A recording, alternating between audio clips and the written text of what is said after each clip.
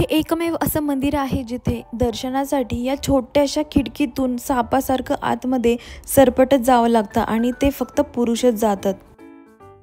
तर hello everyone, मी चैत्राली तुमच्या सगळ्यांचं स्वागत करते आजच्या या व्लॉगमध्ये। तर मी आज तुम्हाला घेऊन चालली आहे कानिफनाथ या मंदिरात जे बोपगाव येथे बसले आहे। सह्याद्रीच्या पर्वतरांगांमध्ये वसलेला कानिफनाथ हा गड पुण्यावरून दिवे घाटामार्गे सासवडपासून 28 किलोमीटरवर आहे, तर हडपसरपासून 17 किलोमीटर आहे।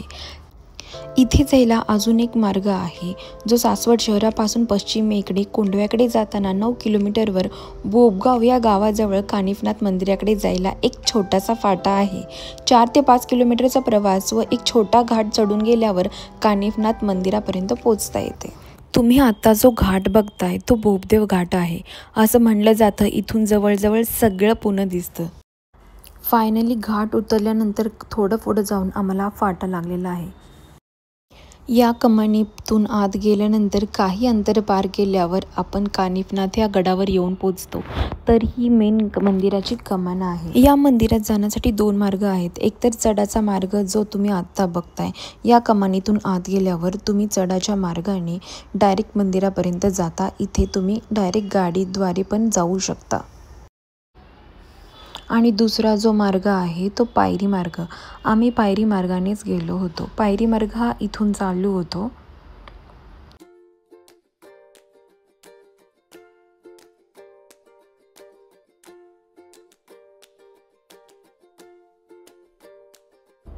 तुम्ही पायरी मार्गाचा सुद्धा वापर करू शकता, कारण की चढण्यासाठी पायऱ्या जास्त नाही आहेत। हे मंदिर डोंगराळ भागात असल्याने याच्या आजूबाजूला संपूर्ण झाडीच आहेत।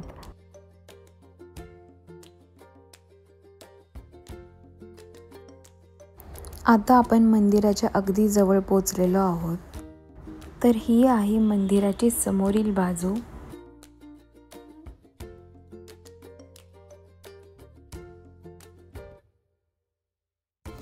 तर हे आहे मंदिराचे मुख्य प्रवेशद्वार।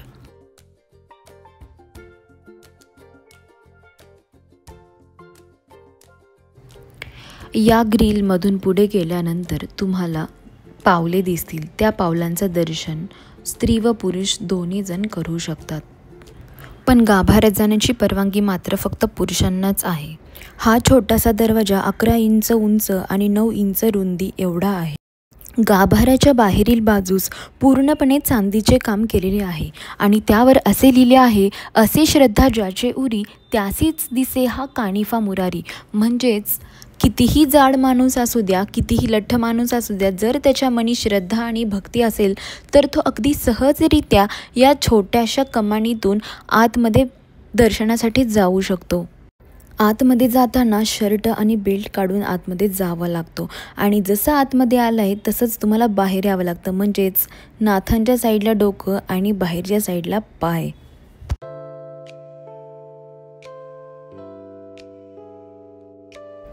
हा आहे मंदिराच्या बाहेरील बाजूस परिसर।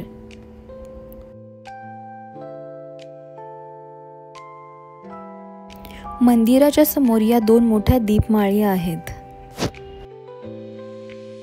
असे सांगितले जाते की कानिफनाथांचा जन्म हा हत्तीच्या कानातून झाला होता, म्हणूनच त्यांचे नाव कानिफनाथ असे पडले आहे। या शिल्पाद्वारे कानिफनाथ यांची जन्मकथा दाखविली आहे आणि हे शिल्प मंदिराच्या उजव्या बाजूस आहे। या मेन मंदिराच्या भोवताली बरीचशी छोटी छोटी मंदिरे आहेत। त्यापैकीच हे एक कालभैरवनाथाचे मंदिर आहे।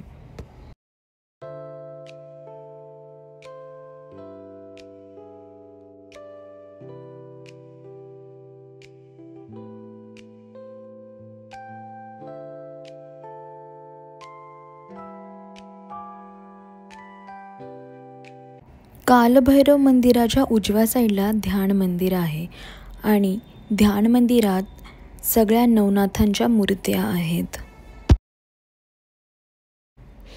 तर आपण आता चाललो आहे ध्यान मंदिरात। असे म्हणले जाते, बोबगाव येथे गवळी नावाचे गृहस्थ होते आणि त्यांची कानिफनाथांवर खूप जास्त श्रद्धा होती आणि म्हणूनच त्यांना दर्शन देण्यासाठी कानिफनाथ स्वतः बोबगाव येथे या कानिफनाथ गडावर स्वतः आले होते आणि त्यांनी येथे 24 वर्ष तपश्चर्या केली होती. ध्यान मंदिरातून बाहेर आल्यावर त्याच्या उजव्या साईडला आपण जाणार आहोत आता विठ्ठल रुक्मिणीच्या मंदिराकडे. तर हे आहे विठ्ठल रुक्मिणीचं मंदिर.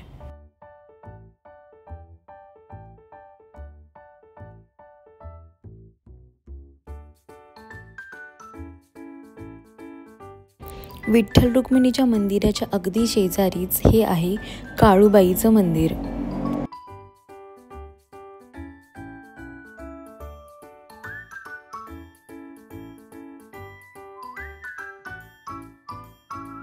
काळूबाई मंदिराच्या शेजारीच आहे हे महादेवाचं मंदिर.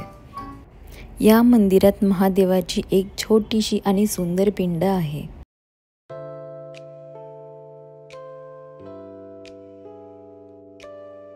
महादेवाच्या डाव्या साईडला गेल्यावर आपल्याला दिसतं हे मारुतीचं प्राचीनकालीन मंदिर.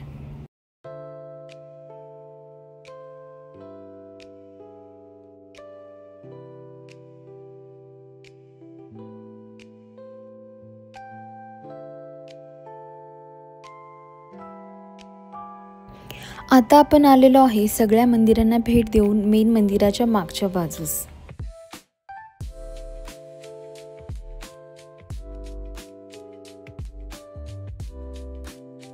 मंदिराला प्रदक्षिणा मारताना दिसतं की हे आपल्याला छोटंसं गणपती बाप्पाचं मंदिर. आपल्या मनात जी इच्छा आहे ती इच्छा ठेवून हा धागा तुम्ही इथे बांधू शकता आणि हे मंदिराच्या बाहेरील बाजूस आहे. मंदिराच्या मागील बाजूचे गेट आहे त्यातून बाहेर पडल्यावर भव्य महाप्रसादालय आहे. इथे एका वेळेस 400 ते 500 माणसं अन्न ग्रहण करू शकतात.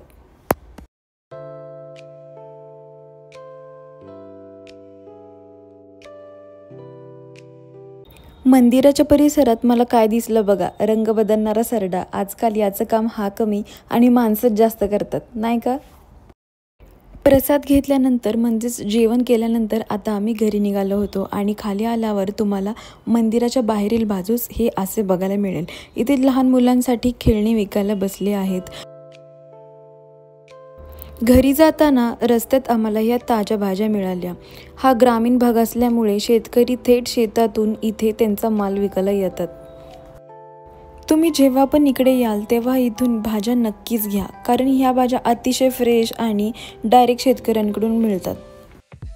तर भाज्या घेऊन झाल्यानंतर आम्ही आमच्या घरी निघालो. तर आज आपण इथेच थांबूया आणि परत भेटूया पुढच्या व्लॉगमध्ये. जर तुम्हाला हा व्लॉग आवडला असेल तर मला कमेंट करून नक्की सांगा आणि जर आवडला असेल तर लाईक करा, शेअर करा आणि सबस्क्राईब करायला विसरू नका. बाय.